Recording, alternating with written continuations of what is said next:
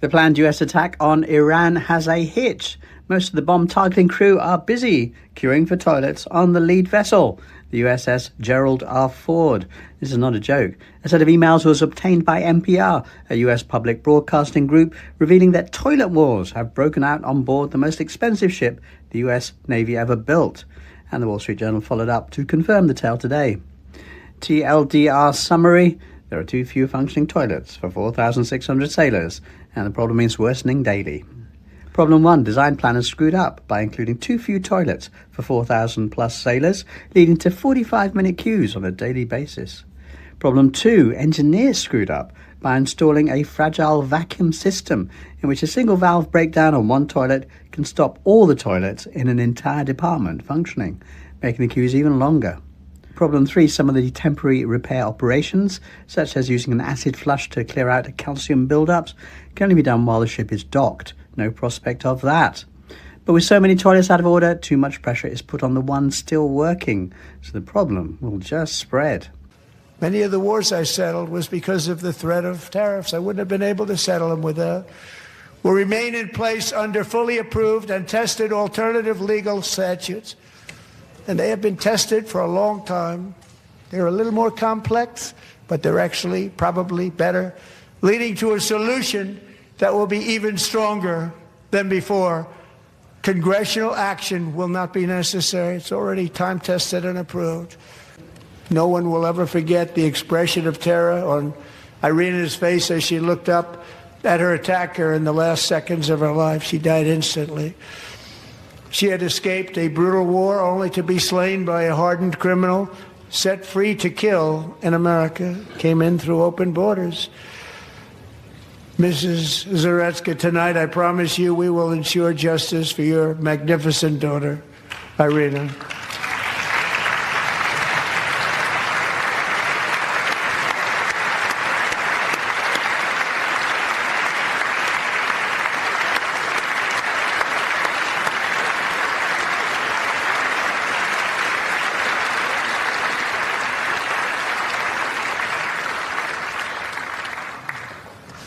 How do you not stand? How do you not stand? 1-877 Cars for Kids. Donate your car today. Okay, my apologies. For now, you are stuck with that in your head all day. Anyway, the premise is that you donate your junker car or boat or whatever other old property to their organization, and then you get to deduct those donations from your taxes, save a little bit of money on your taxes. But it's all for a good cause. The money will be going to helping kids, quote unquote, helping kids. But as we are about to find out, the dark truth is anything but that.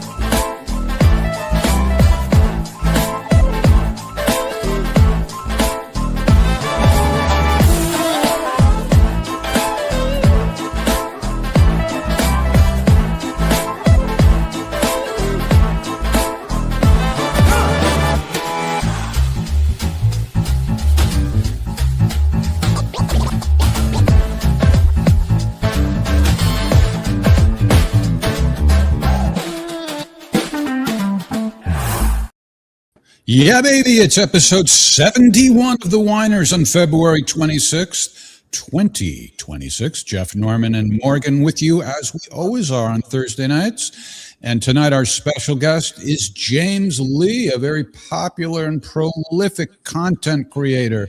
That's kind of a weird phrase I don't usually use, but James, I don't think everybody's introduced me like that before, but I appreciate coming on the show. Thank you. Well, you have your finger in so many pies. I mean, you know, we said documentary maker and journalist in the opening, but you know, you're a political commentator. You do live streams. You do recorded stuff. You have two shows that you're on regularly. One with a co-host, one by yourself. You also contribute to what you call it, that other one where they wouldn't let you run that interview you wanted to run. Well, no longer, but yeah. Yeah, well, I used to. You're talking about Yeah. Breaking Points. Yes, I used to Oh, yeah, contribute Breaking to them, Points. but now because of that, I am no longer there. Oh, that was like the last straw that you broke up over that, huh? Well, look, I think, yeah, probably not the smartest move if you're, your employer says don't run this, and then you go ahead and just do it on your own channel and say they wouldn't let me do it. Probably not the smartest move. Oh, well, I Well, was I planning on commend you for doing it. Don't let them Yeah. silence. So I can understand it. I mean, I have no hard feelings. I don't harbor any ill will. Business decision, and I could totally, people have roasted me. They're like, "What do you think was going to happen?" And I said, "Yeah, you're right. You're right." I don't blame I you. was- That's what I would do. I would just kind of, because I don't like people telling me what not to do, especially when it's just reporting on what's out there, what everyone else is talking about. That's Well, my thought process as well. we should probably tell the audience what we're talking about. I was going to get to that later, but as long as we're starting with that, why don't we just start with that? Because I found that to be an interesting situation. I'm learning now for the first time that you did it without their permission. I just all right. Well, first of all, you were a contributor to Breaking Points, and you did an interview with a popular podcaster by the name of Elijah Schaefer, who is being sued by Alexis Wilkins, who is the girlfriend of Kash Patel, because he committed the great crime of sharing a tweet, which I think I have here somewhere, and he's being Which insinuates she was a honey There it pot. is. There it is. So somebody else, I'm hearing myself back. Can you maybe lower your speaker volume on your end, James? If you do that a little bit, that'll probably do it. And if the audience can help us out, just let us know if our volume is all good and audio is good, and we'll get it perfect for you. So there it is. This is a tweet that was shared by Elijah Schaefer, and somebody else is just sort of implying that Kash Patel's girlfriend, there you see her there, is a Mossad agent. But Elijah himself didn't even say anything. Yet he's the tweet on the bottom is talking about how Mossad is so great at infiltrating various governments, including the Iranian government, along with Saudi Arabia.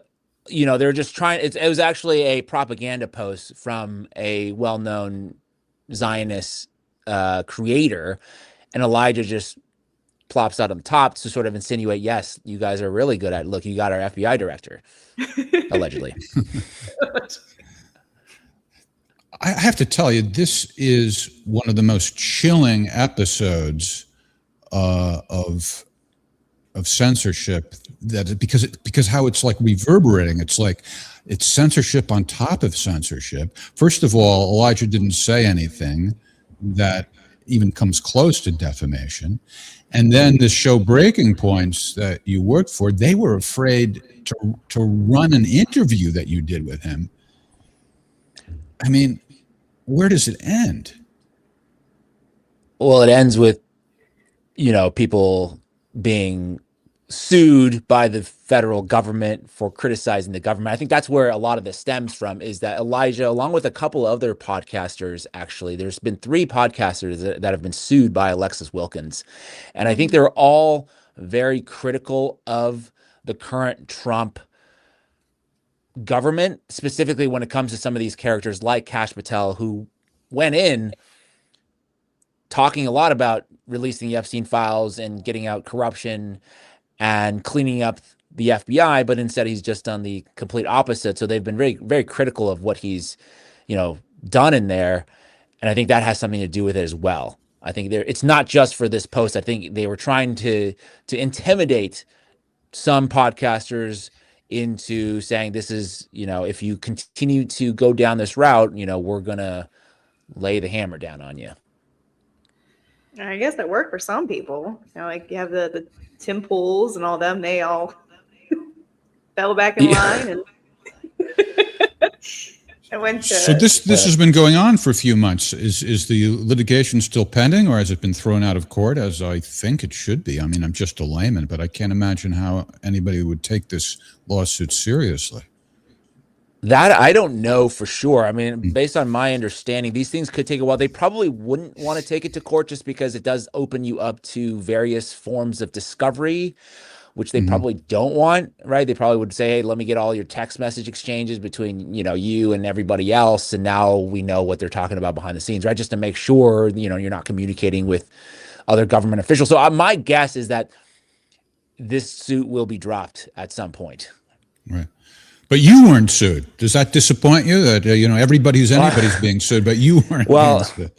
So I had a friend of mine who actually knows Alexis and her family. And the first time I posted because I was talking about this a while back, I was early on in that, hey, she's acting very weird. And apparently she was very pissed. That's what I heard from my perspective. But I never said anything in terms of I think she's a honeypot. I more or less said this is what other people are talking about. Right. But neither did. So those of you who want to check out here, this is the YouTube channel where you can see it and you can judge for yourself. I mean, it's just hard to believe that Breaking Points would be so scared to run it. Yeah, I think I don't know exactly the reason, because this is all coming from another podcaster, because they never communicated with me personally, but this is through kind of hearsay, so to speak, from Kyle Kalinske, who's a big, I would say left-wing podcaster who happens to be the husband of one of the co-hosts of Breaking Points, and he was asked on a live stream, and that's the only inkling that's the only sort of connection that I have with this is probably the reason, because he said I did a shitty interview basically, because Elijah Schaffer is kind of like a right-wing, I would say ultra nationalists, some would say racist, and they said, well, I didn't press him on any of those issues, so it was a really bad interview. Although that is not why I wanted to do that. I wanted to talk to him because of the lawsuit. I wanted to ask him, what was he trying to say about Alexis? How are you dealing with this? What's your relationship like with Kash Patel? This and that. I wasn't really bringing him on to challenge his beliefs on, That's crazy. It was given that was the purpose of the interview, it was flawless, absolutely flawless. I don't know if it's flawless, but because I think there's different types of interviews, right? There's ones that you're coming in, you're trying to debate a certain topic. This one, I'm more trying to look at it from a censorship, First Amendment, lawfare type of perspective of what happens when the federal government starts to sue people in the media. Yeah. What is there to debate? Unless they want you to ask him about things that are unrelated to it. He's a bad guy, for other reasons. Right. I don't know what they wanted to. Maybe I could start off with, I know you're a white supremacist. Let's just get that out of the way. But now let's talk about. But I don't agree with all that, because I think that even certain organizations like Breaking Points, they've interviewed people that seem to have really questionable morals, for the sake of, I guess, to agree or seem like they're non-biased, is when they interviewed the head of GHF, that Gaza Humanitarian Foundation, and all their kind of war crimes that they had committed. They interviewed him. So sometimes I don't really agree or accept that argument, where it's because you did. And look, it's their business, and they want to obviously protect it and say, I'm not even one of the main hosts. I'm just a contributor guy. So we're not going to really go on a limb for this guy. Totally fair. Yeah. Anyways, you're doing fantastic. You do the Today Is show with your co-host Danny Love, which is, you guys do a really fun show, and it's always in depth, and so it seems works out the better. Thank you. I'm sure she'll be happy to hear that. Oh yeah. Oh, I'd love to have her on. She's really, I enjoy watching her stuff too on her own that she does. And James is a very nice guy. I think maybe too nice sometimes. What's popping into my mind is that video you did about Aaron Parnas, who is absolutely terrible. I don't mind saying it. I mean, it's depressing that somebody that bad is so popular, but you were like, hey, there may be a reason that he's popular. But he is, well, Look, he's not as offensive as that Harry kid. Harry is like, you want to slap him, but Aaron Parnas is more just ridiculously mediocre, I suppose. I get, well, because I assume you're talking about Harry Sisson. And Harry Sisson, to me, it's very clear what he does, right? He is like a Democrat debate bro. But Aaron Parnas is veiled in this kind of independent, unbiased journalism sort of thing, which to me isn't true, because as soon as you start picking and choosing which stories you want to broadcast to your audience, you're automatically assuming a bias, because you're not going to get every single story. It's literally impossible. So by already pre-selecting some stories to cover, you're already shaping kind of a narrative. I think that's one aspect. And the other is that I think, I talked about this in a recent video of his, because he was starting to piss me off again. But essentially, I think it's a shame that he's kind of elevated as like the next wave of independent journalists. And I'm not coming at it from like a jealous point of view, but I think it's from an audience point of view.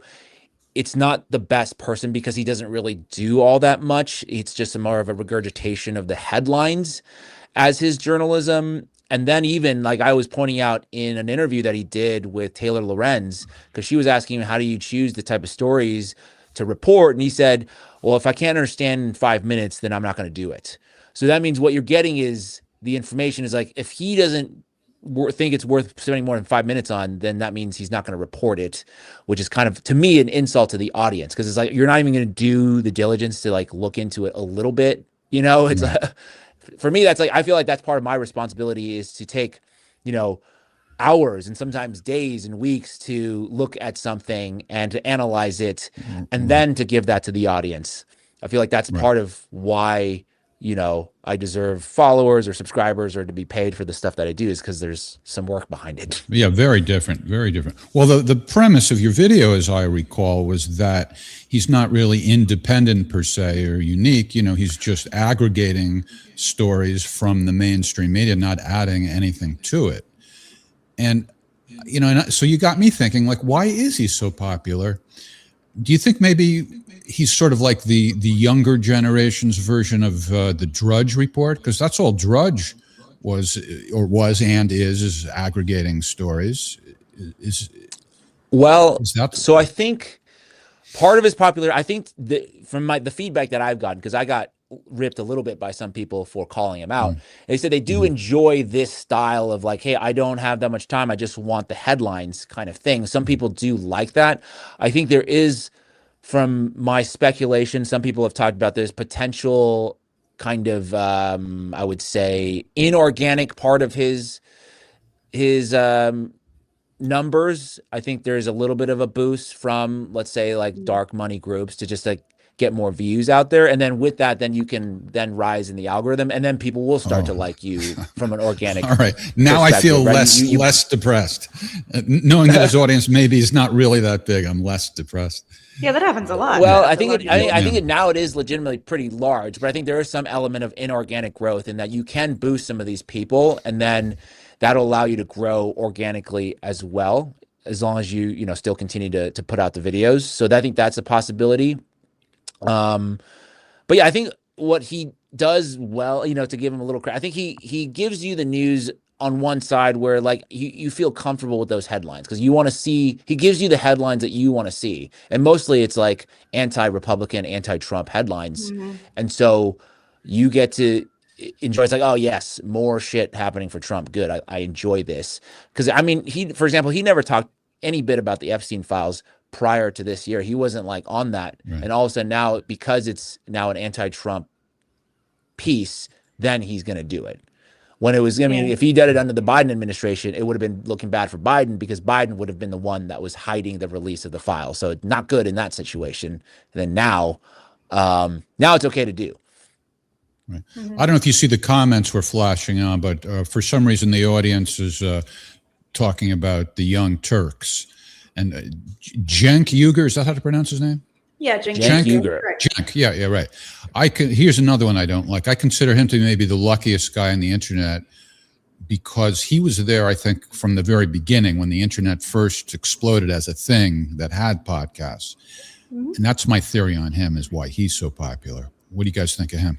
Well, I think he also has large donors as well, but I think also it is time. The amount of time that he's consecutively, putting hours on YouTube is definitely why he has a large audience. I would say that the Parnas guy has a larger audience than him in a shorter amount of time. But I think he has. Yeah, Parnas has like a larger audience, but I don't think he has the same. I think you can't really compare as much like a short form audience with like long term or long form. That's fair. Young Turks. It is a little different, and I do think Cenk has put in the time and effort to be consistent over the course of over a decade, maybe even almost 2 decades at this point, in putting out news. So I do give him a lot of credit for that. I don't have anything against Cenk. I think he's generally pretty good. I agree. Yeah, I generally agree with him on a lot of things, and especially with like the anti-war stuff, anti-Israel, pro-Palestine stuff, and also just talking about like money and politics, right? That's, for me, everything goes down to, well, the reason why everything is jacked up is because you can basically buy politicians. I saw this crazy chart today where after Citizens United, billionaire spending on elections went like way up, and it's like nothing, and then all of a sudden it went up. As soon as they realized, I can buy policies, I'm gonna go do that seems like a good idea, then I think that's when you started to see like really massive erosion in policies that would benefit the people.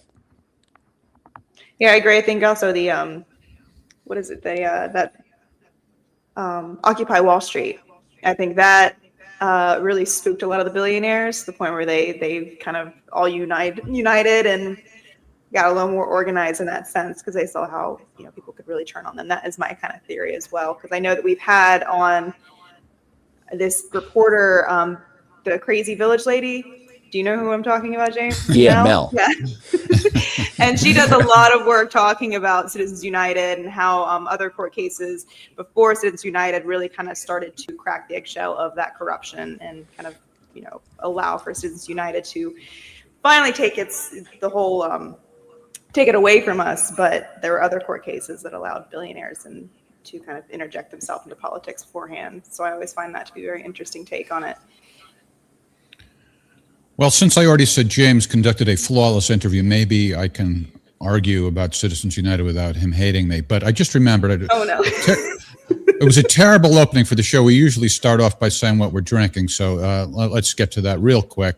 Tonight I'm enjoying Line 39 Cabernet Sauvignon. Line 39 Petite Syrah is so far my favorite of the past year or two. And their Cabernet is almost as good. And what are you drinking tonight, Morgan?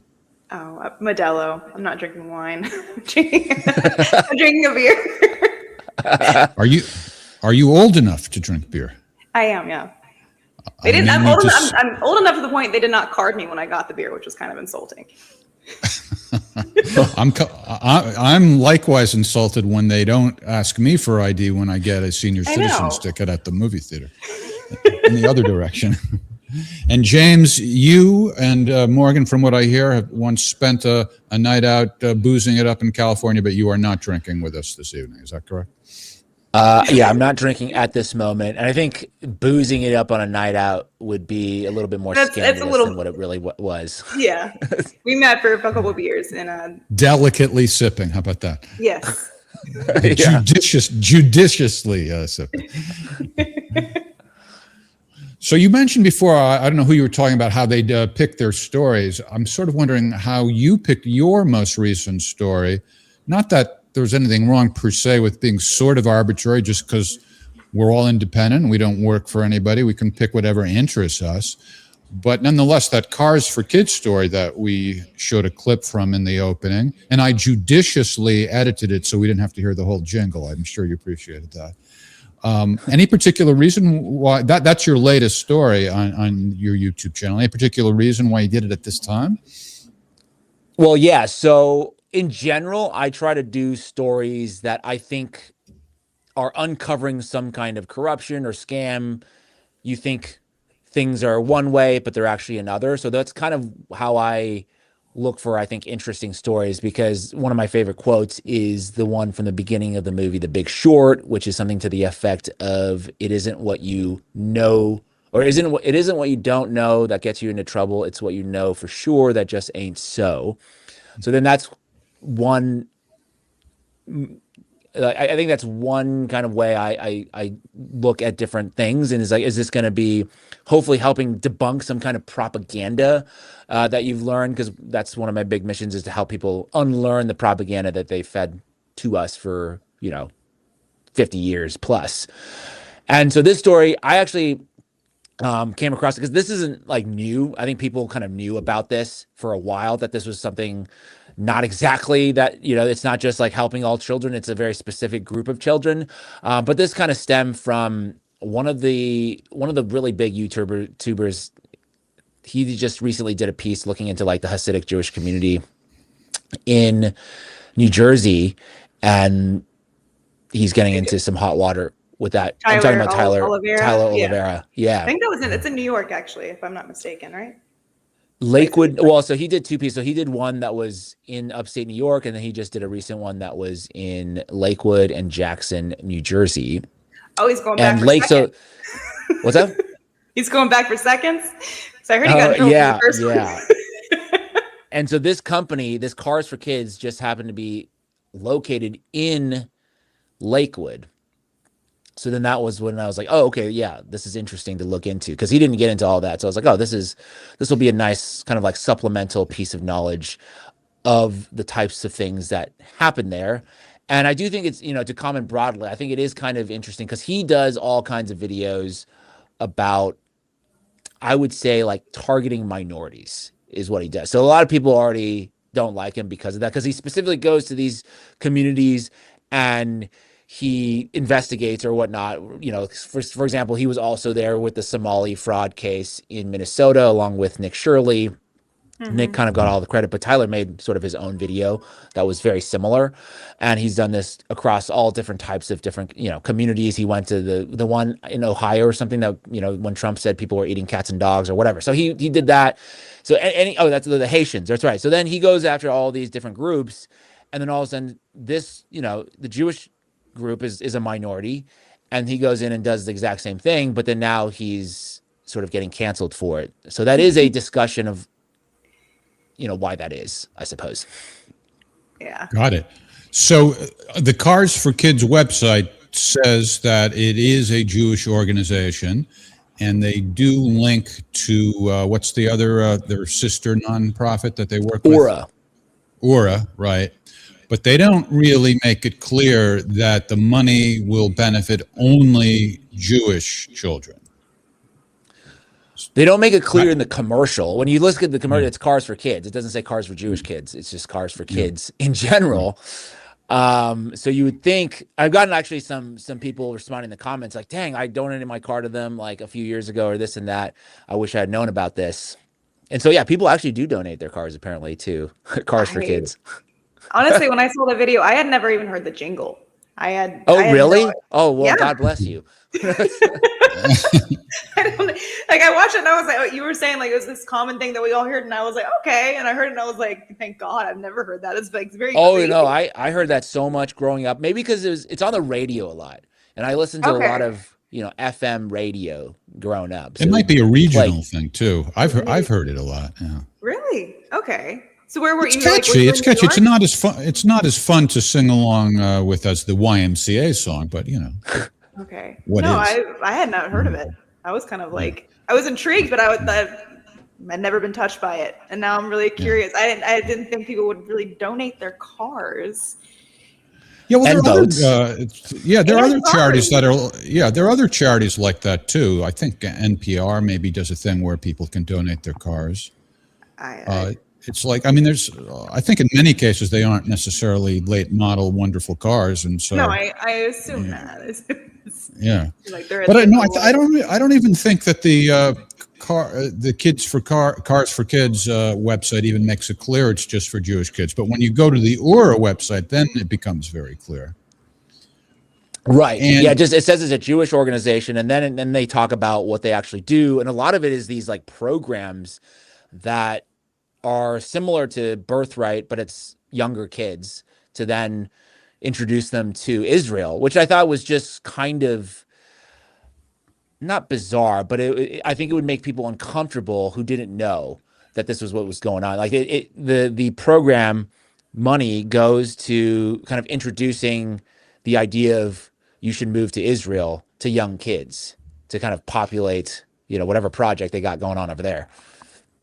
Right, but you said that that's the main purpose. The primary purpose is to promote emigration to Israel, but I didn't see much evidence of that. When I go to the URA website, I don't know how much of each one they do, but I see all kinds of programs of stuff going on in the U.S. So how did you reach that conclusion that the primary thing is to emigrate to Israel? Yeah, I think what I meant by the primary, so it's like a lot of what it does is basically teaching Jewish children about Zionism in general. So kind of like moving forward the project of this is what it means to be a good Jew, which is also to support Israel in the various different ways that you can support Israel. One of them being you should maybe think about moving to Israel. Yeah, well, maybe we can even do a share screen here and take a look at their website. Where is it? Here it is. I hope this works. Oh, but see, I always pick the wrong one that doesn't scroll. God, what's wrong with me besides everything? All right, forget it. But even it says right there, we can go through the program. Jewish families. Click on programs. What?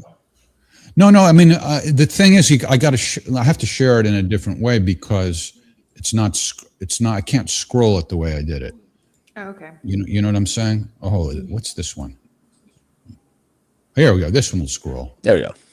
Let me get rid of this. Okay. So get to know URA's programs. See mentorship, camp, education, holiday, community. I mean, I believe you that emigrating to Israel is one of the things, but I didn't even find it, so I don't know that it's that big a deal. Yeah, I actually never even went to this website. I wish I would have gone to this website. This is a lot more stuff going on. I was staying on their main website. But I think a lot of it's similar to, I think in vein to, as far as like to the piece that Tyler was doing, he was focusing mainly on the taxpayer side of things of like, you're taking taxpayer dollars, you're kind of defunding your public schools to then funnel money into specifically private schools, like Jewish religious schools. Like, why should the taxpayer pay for that? And in this sense here too, it's like, I'm sure the people donating are not just of the Jewish faith. I think there's probably a secular or Christian donor base to Cars for Kids, and they would probably want to know that this is going into like the education specifically for Jewish culture and the various like I would religious think so. texts that they have to study, which I don't have a problem with. Just to be clear, I don't have a problem with them doing this, like educating their kids and wanting this kind of culture and making sure that these customs are passed on. I just think more of like a disclosure issue and a larger question of like, why, is this, if people knew about this is kind of scandalous that like that commercial ultimately ends up like kind of teaching kids ideas that, to me, this is just my opinion, are sort of more like I don't want to say, kind of like anti-American, to put it bluntly. I'm trying to put myself like in the head of a donor, and I don't know what the average person would do, but if I were to donate a car, even if it was a late model car instead of a new one, that's a pretty substantial thing to donate. And also land, people are donating real estate and so forth. I would check a little bit, just ask a couple of questions like, what does the money actually go for? What do you guys think that the average person that just doesn't even look? Well, I'm sure they say it goes to help kids. Sign me up. I know. Is that enough for the average person? Like, as opposed to and they also give you like immediate, from what I heard now, like people have told me they give you like immediate incentives to like kind of get it off your hands quick. Like, okay, you'll immediately get this voucher for like vacation and this and that. So there is a way for them to like get you to not think too much about where the money is actually going. And I also think another thing is, like, if your church is promoting it or some kind of trusted community leader, I don't think you ask any questions with that either. I can see that happening. Look, Tim Pool did an ad read recently for Cars for Kids. I'll just say that. Stop it. Really? Yeah. I didn't know that. See? So he's probably, a lot of people trust him. Are not going to look into it. Do you have any sponsors, James? I don't have any sponsors. The only thing that I've done in this space, I've done an affiliate relationship with this VPN that was started by one of these, like, I can't remember his name now, but this guy that started one of the first VPN companies, and then he sold it to some Israeli buyer, and he's really pissed off about that. So now he started a new one. This is supposedly like an encrypted VPN, like nobody can get into it, not even the people who work there. Because a lot of VPNs, how they work is that there's just basically like a trust system that's built in that if the VPN company wanted to track where you were going on the internet, they could. Or if the federal government comes asking for that information, they would probably be able to give it to them.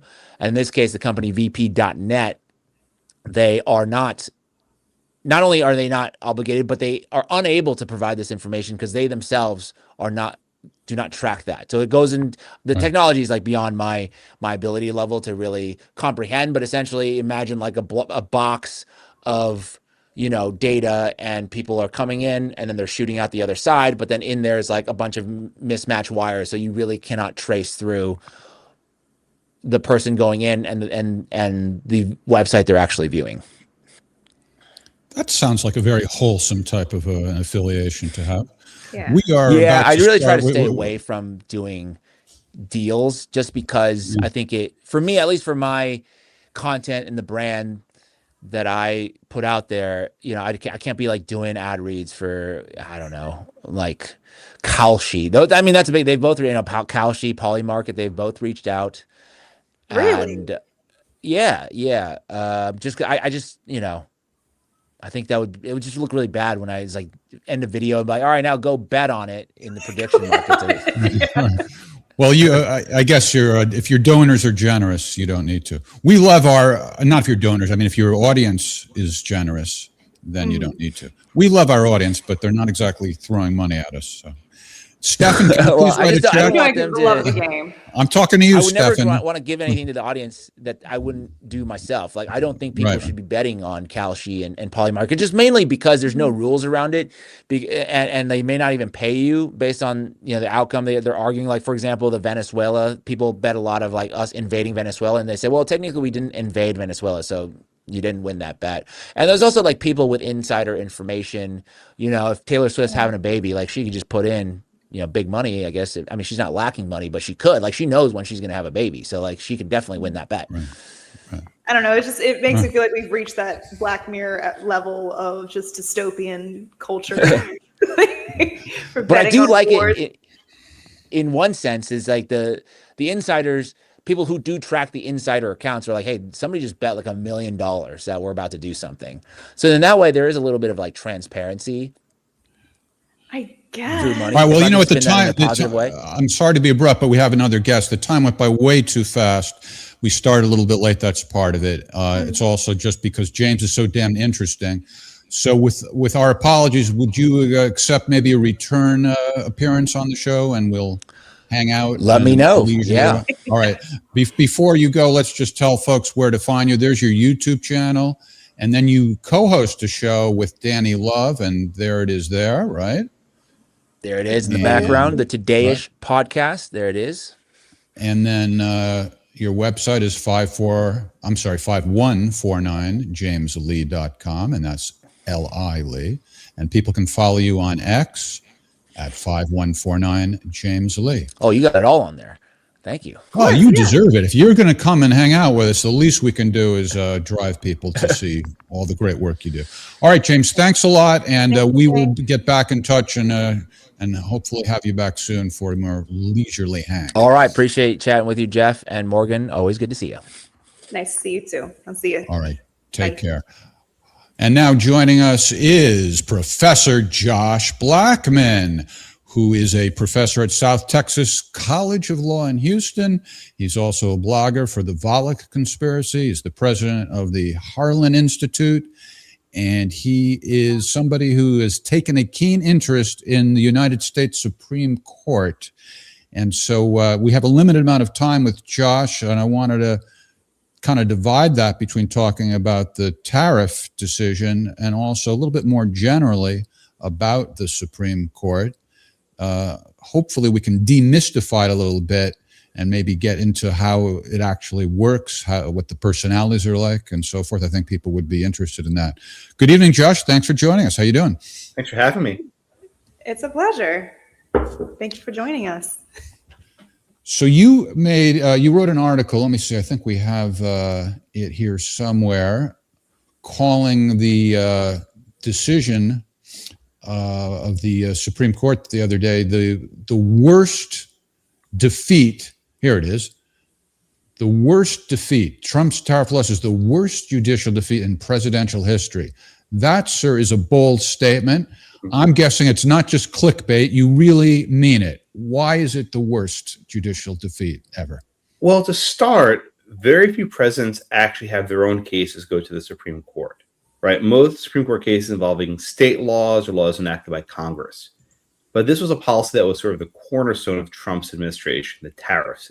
Everything was tariffs. It involved his foreign policy, his economic policy. And if you walk through all the sort of major losses, Presidents Jefferson, President Lincoln, President Roosevelt, President Truman, President Nixon, Bush, Obama, no one comes close to a defeat of this magnitude. This was the cornerstone of his agenda, and the court said no. And even worse, two of his own Supreme Court appointees ruled against him, which has really never happened before. Usually when a president goes to the Supreme Court, at least his own people rule for him, but not Trump. This was a very significant ruling. What about Kavanaugh's dissent and this notion that, well, I think what Kavanaugh said was, hey, if the president has the authority just to ban these goods coming in, doesn't it go to follow that he should be able to impose a tariff? Mm-hmm. Now, he's a Supreme Court justice, so, what the hell do I know? I'm just an idiot. But is there any merit to that argument? Yeah, I mean, it's a very complex statute. I don't want to bore your people at this late hour to figure out how it works. But Justice Kavanaugh made a fairly simple point. Could it really have been that Congress gave the president the power to stop all imports from China, but not charge a $1 tariff? And the majority says yes, that very often, sometimes Congress gives greater powers, but not lesser powers. I think this is a hard case. And in fact, I go back and forth on whether Trump should have won or lost this case. But I thought Kavanaugh did a surprisingly persuasive dissent, which Trump actually found good. He said Kavanaugh's a genius. His stock is rising. So I think Kavanaugh did a very good job. I think this was a close case. The 6-3 vote was a little bit misleading. I think it was a very, very close case. Okay. Also, very much a layman's question, and I'm dying to hear what an expert thinks about it. Is, Trump was making a point of saying, well, the court didn't say anything about issuing refunds. Mm-hmm. And all, Trump's political adversaries like Elizabeth Warren are saying, refund that money now, refund that money now. And it's not really apparent how to do that. So I guess what I'm asking you is, was it a failure on the part of the Supreme Court to not really address that issue, or is there something I don't understand? You want to know the personalities. They generally decide as little as possible. And if there's some complicated issue they don't want to deal with, they don't deal with it.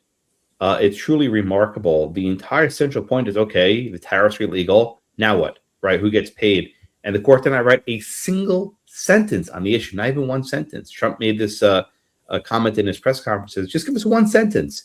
So now we're going to have years and years and years of litigation to figure out who gets this money back and how it's distributed.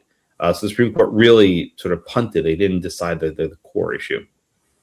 Well, then, in a sense, doesn't that really fly in the face of your assertion that it's a terrible defeat? Because if he doesn't even have to issue refunds, how much of a defeat is that? Well, the key point is he can't keep charging them, right? That's the defeat. I think eventually the money we paid back might take a few years. I don't think the government's not getting out this one. They're going to pay eventually with perhaps even interest. But I think the key point is he can't issue these tariffs anymore. Trump said there's some other authorities might be able to use. I am skeptical those will even work. So this was, I won't say full defeat of Trump, I think, when I saw everything, all the dust settles. Yeah, I think the other avenue he went was the Trade Act of I can't remember the year. Do you know what I'm referring to? But there's this cap, I think, of 90 days before it kicks it back to the Congress to either verify it or just let it die off on its own. But there's no way for him to actually do these blanket tariffs like he had been doing with no end date. Yes. So that's right. kind of Yeah, and it's even worse than that because now countries know they don't have to come to the bargaining table. That's the key point. Trump's leverage was, if you don't reach a deal with me, I'm going to impose a 15% tariff on everything in your country. I think now countries say, go ahead, we'll beat you in court. And they won't even... Yeah, I think, I mean, it really wasn't... I don't know if it really was the bargaining trip that even Trump was calling it to be. Because I mean, we don't make a lot of stuff in America to kind of, foot the bill, or not foot the bill, but kind of like, recover on the consumer side of these products being tariffed. And so, and other countries know that as well. So I always kind of found it laughable that Trump kind of made this, boastful claim that it was, in the State of the Union address, that it was the reason that wars didn't start. Mm-hmm. Which is preposterous to think about, given the fact that we're getting ready to go to war with Iran. I think we've forgotten that, I guess. But yeah, that was kind of my take on it. Is that I thought it was a little bit laughable. His whole stance on it actually having effects that I don't think it did. I think it really kind of more affected American consumerism and small businesses and businesses alike. No, I agree, and I think when all this is said and done, the tariff will be kind of seen as this glitch, this blip that existed for a brief period, then disappeared. And I think Trump will have to go into some other method of trying to engage in foreign policy. Yeah. Well, let's get into the personalities of the justices. You were writing a little bit about how they were sniping at each other back and forth with I think, was it 7 decisions? 7 opinions in total, was it? Yeah, there were 7 opinions, of 170 pages. Wow. Now, I don't know how spicy this is exactly compared to the most spicy, but this looks like there's a little bit of a hostility between the justices here. Just a couple of quotes here from Justice Barrett. Is this like out of the ordinary, these kind of... I don't know if it is snarky, the word. There's judicial flex. So Trump had 3 appointments to the Supreme Court. He had Justice Gorsuch, then Kavanaugh, then Barrett. Mm-hmm. And they don't really like each other. I think they don't get along very well. Mm-hmm. And they do take sort of shots at each other. I think they still get along, personally, but they do take shots at each other without question. Well, what's the way that it works exactly as far as like what order they go in when somebody writes an opinion and then somebody else responds to the opinion? I mean, how is it determined who writes it first and who gets to respond? And is there a limit, or could it conceivably just be going back and forth forever, or what? How does that work? All right. So the way it works is like this. You have the case argued as the parties present arguments. And then usually the Friday after the argument, they'll have a conference where they discuss the cases and they vote. And they say, okay, which position is the majority? Which position has most votes? At that point, it's usually the Chief Justice who decides who gets the case. It's almost always the Chief Justice. He'll say, okay, you Justice Kavanaugh, you Justice Barrett, or I'll write it myself. At that point, they draft an opinion, they circulate it, and then someone says, I don't agree, I want to write a dissent, or I want a concurrence. Then they go back and forth. It can take time. It took nearly 7 months from start to finish before we got to the end of this process. So it would be very time-consuming. So you say different justices might say, hey, I want to write a dissent. But is there any limit to that? Does the Chief Justice control that, or theoretically could it go on forever? I mean, the only deadline is usually they want to be done by the end of June to win summer break. So that's sort of the deadline, but it's not a real deadline, it's sort of artificial. I mean, I'm not trying to be immature about it, but I'm just imagining, and they're already giving each other zingers.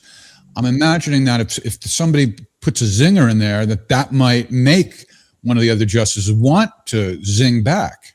It does come back, yeah. I mean, Eventually they reach a point where it's like, okay, that's enough. It usually comes in late June. Doesn't usually go beyond then. Yeah.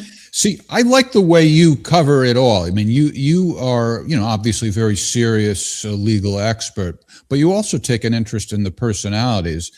And I think that's really more important than most people might realize, because I see it as a way to sort of attract the average person to pay attention when they otherwise maybe wouldn't, because the legalese is too wonky, too difficult.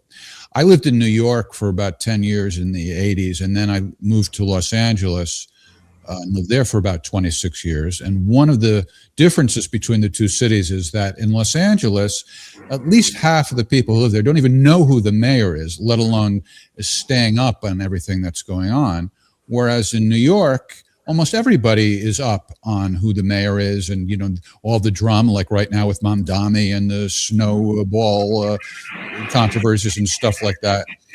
And I think it's because in New York, it's a tabloid culture with the New York Post and the New York Daily News, and it's sort of gossipy. But if the gossipy gets you into, paying attention to the serious issues, that's a good thing. Have you ever thought about it that way? I don't know. I mean, I grew up in New York City, so maybe I was sort of this is my culture growing up. But I think, people in the real world don't really know much about government.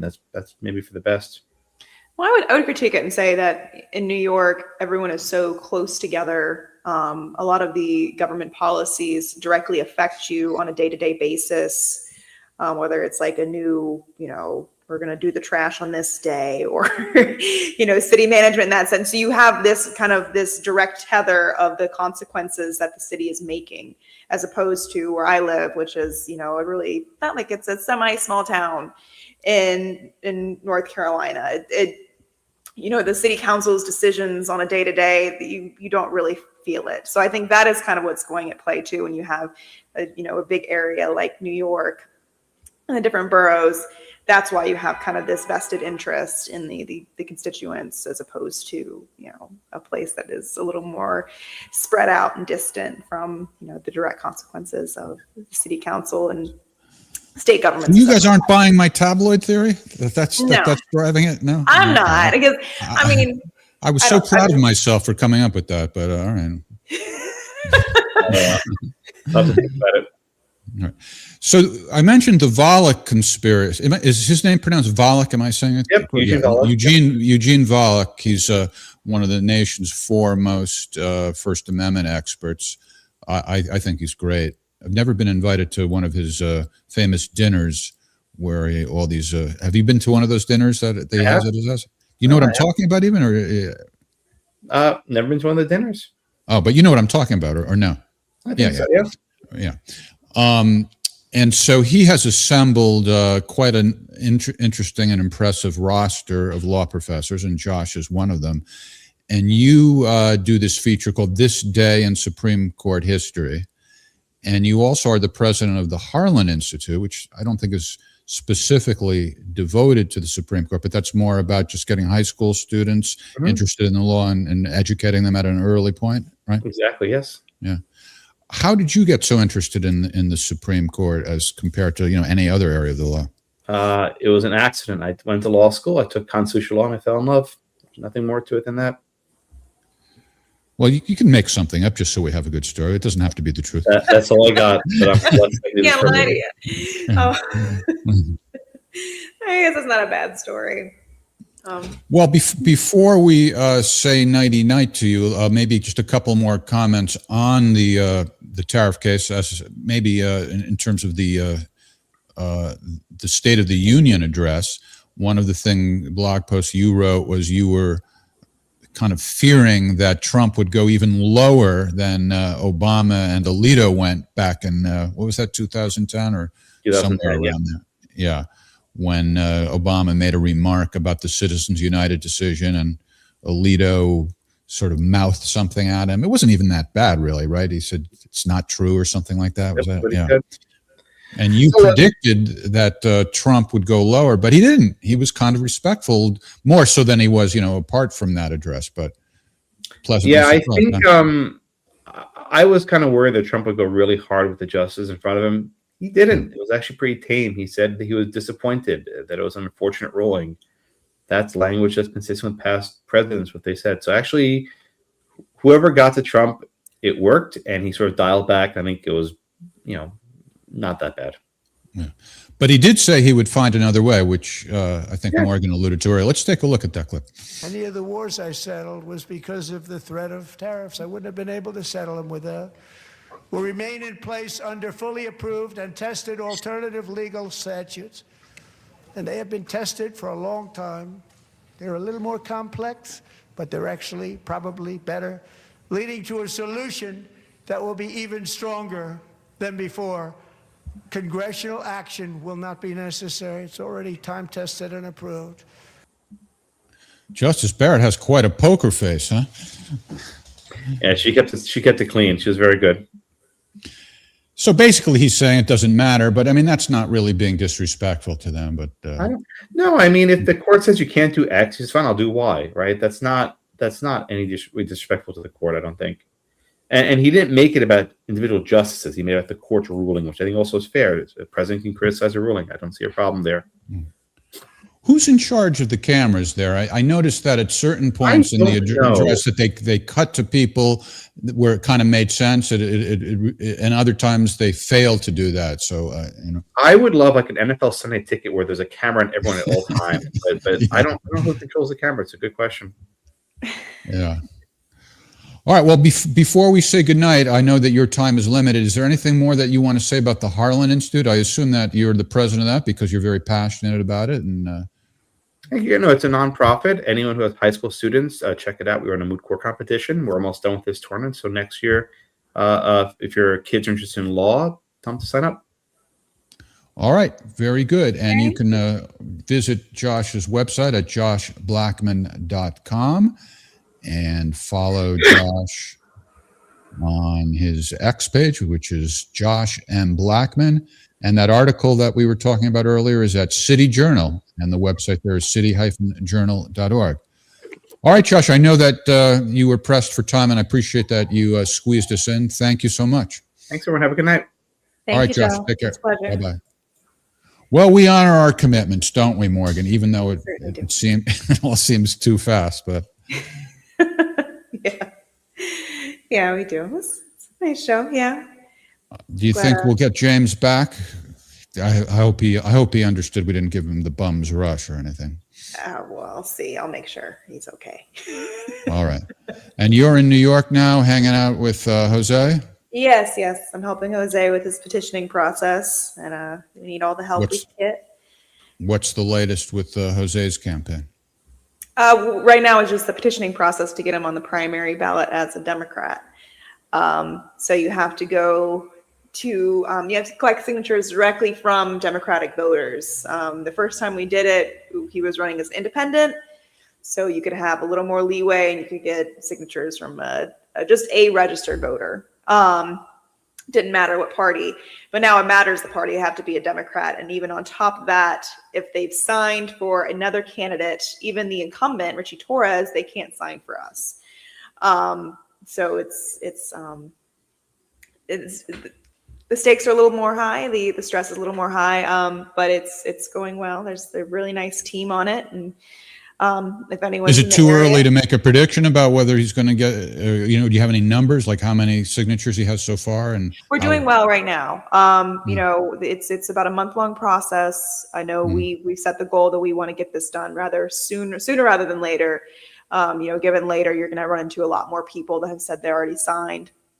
So we want to get it done sooner. Right now, we're kind of we're meeting our daily goals, and like I said, if anyone's in the area or anyone, can donate financially, all that, all that helps towards Jose. So that's kind of a push that I would give.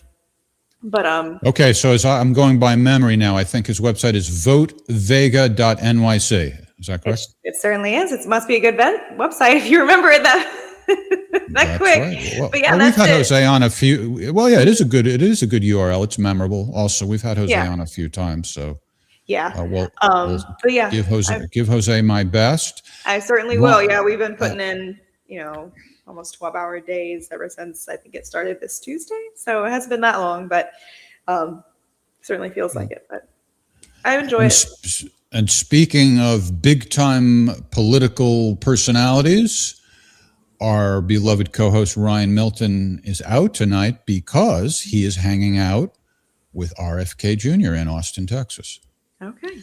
Well. So hopefully next week he'll regale us with great stories about all the push-ups that he and Canada did together. Yes. Yeah. I think that's All right. That sounds interesting. Yeah, I look forward to that. Right. And how long will you be spending in New York? I'll be up here until I believe next Tuesday. So. All right, Morgan. Well, thanks a lot. I hope you enjoyed your beer, your Modelo. I Modelo. did. It's Modelo. It is, right? Yeah. Yeah, Modelo. All right. Take care, everybody. Right, Join us next Thursday, as usual, on The Whiners, and on Tuesday night, Probable Cause. Wednesday night, Ask the Inspector. Till then, thanks a lot, and nighty-night. Bye.